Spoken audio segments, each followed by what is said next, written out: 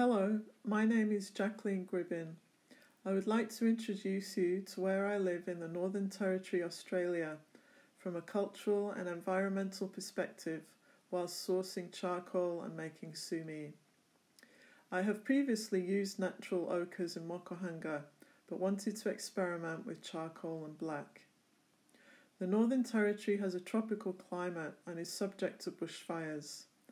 The bush near to me has seen a number of fires in recent years. Some of these fires are cool burns, which are quite low to the ground and allow vegetation to regenerate.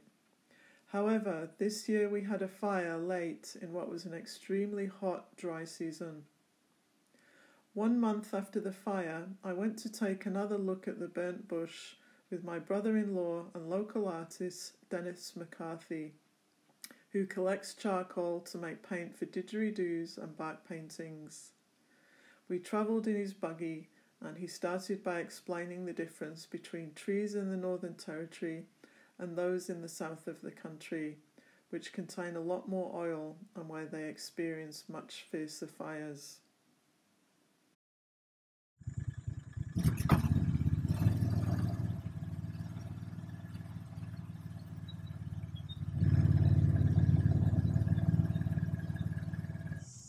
So when the bushfires come through like this, you see it burns up the tree, Yeah. but not right to the top, you know?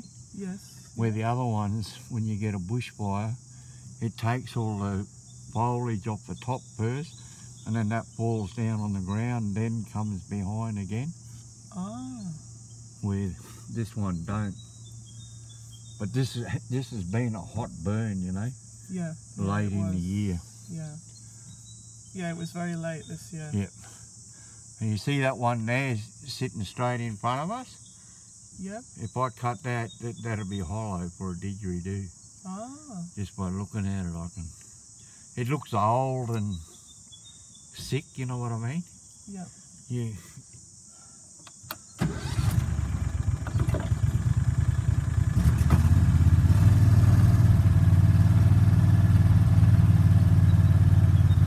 That's the other tree I'm talking about. See the bark out running straight up?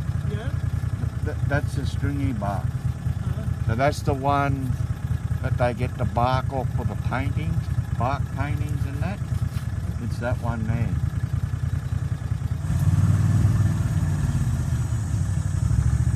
This one here on the ground is the stringy bark. Right, so that bark there, see it's burned up in the inside from being hollow. What? This is the stringy bark, the one they get the bark paintings off, the bark for the bark painting. You can see it's a different sort of bark altogether.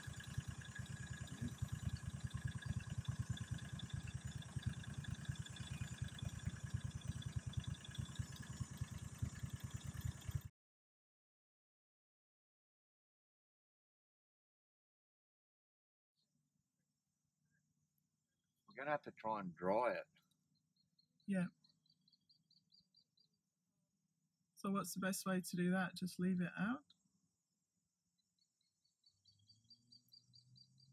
Or put it on the fire again? Maybe microwave, do you reckon? Put it in a bowl. Yeah? You know, just put tissue paper or something on top to get the moisture. Just try 1 or 2 little bits, you know.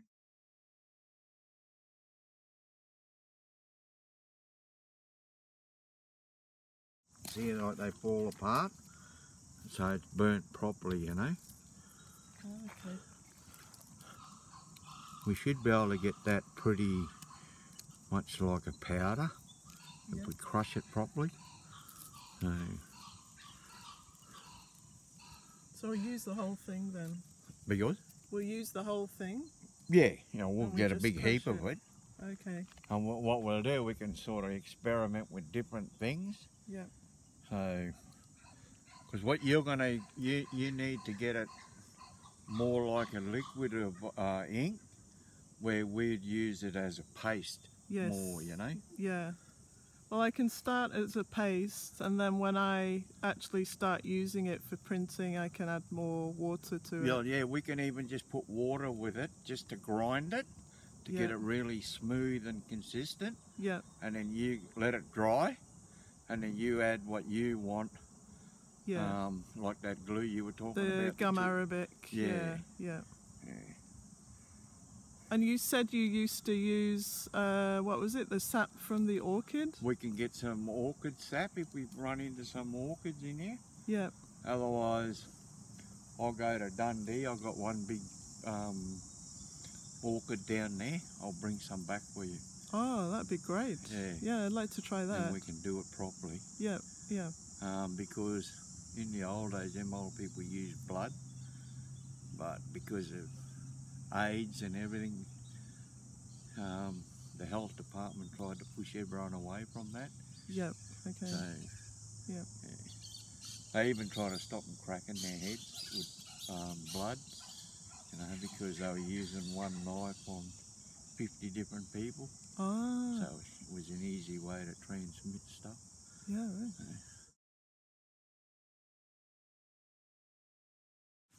See how it's there?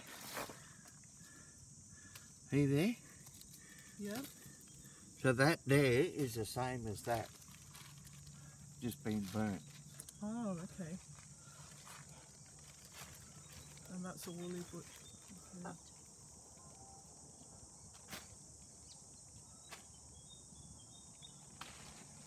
You know, boy,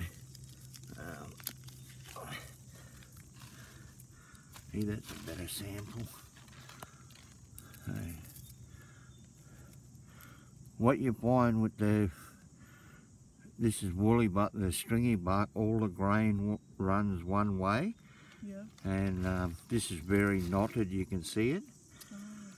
So this is definitely the woolly butt.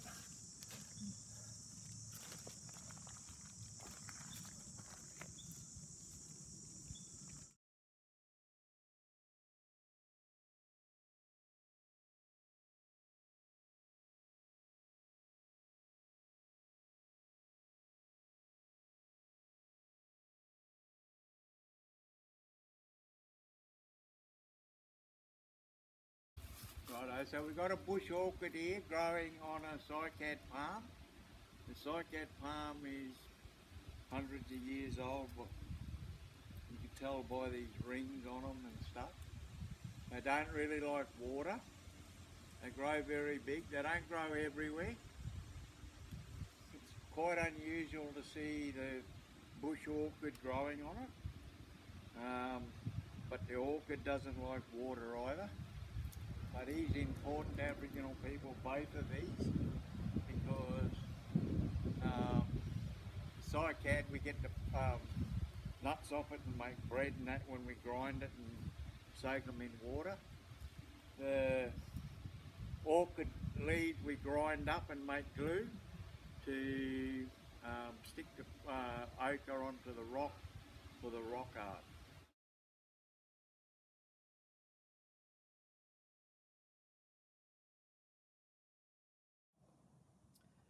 So this is the charcoal we collected the other day with Dennis. This sample is from the woolly butt tree, and over here I've got the sample from the stringy bark tree, and both of them have been out in the hot sun for 2 days, so they should be nice and dry and crisp by now. Any moisture will have been taken out of them. So back in the studio I had samples of both stringy bark and woolly butt. I started with the stringy bark charcoal. On the initial grinding, the stringy bark was very hard, but it ground down to a pretty fine pigment very quickly after about 15 minutes.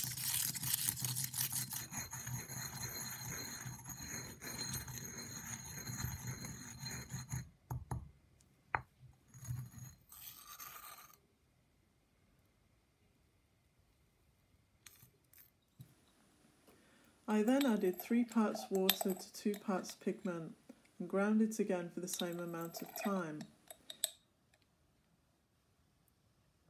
Even though it appears quite fine and powdery, In the mortar and pestle you can still see and hear the grittiness of the pigment. It's still not smooth enough to make Sumi for printing.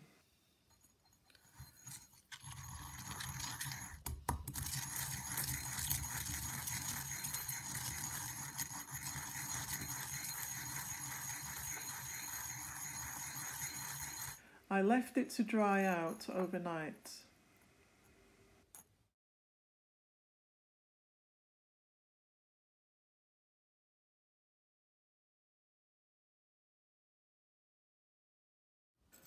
So you can see the next morning that the stringy bark is still quite powdery, but the woolly butts is still in lumps.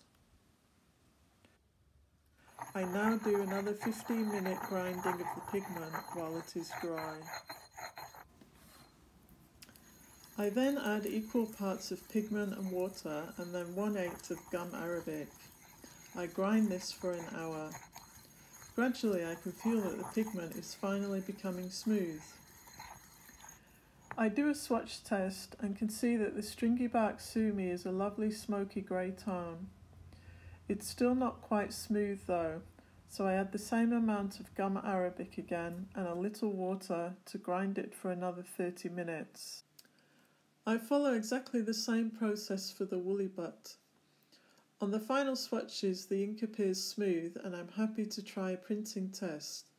However, I decided to leave the bush Sumi in the jars for a couple of days to see if there was any change or reaction. Mould is a big issue in the tropics, even within an air-conditioned environment, but I didn't find any mould after 2 days, and both inks were nice, malleable pastes that I could add water to. I set up part of a block which I recently printed with Japanese Sumi. I thought this would be a good comparative test for my bush Sumi. I tried some different tests with both woolly butt and stringy bark Sumi, and also with a bamboo barren and a ball bearing barren. I didn't feel any grittiness or graininess when inking up with the brush, and the fluidity of the inks felt just right. Overall, I felt at ease with the inking up process and the printing. The resulting test prints provide a random but broad idea of what is possible with these inks.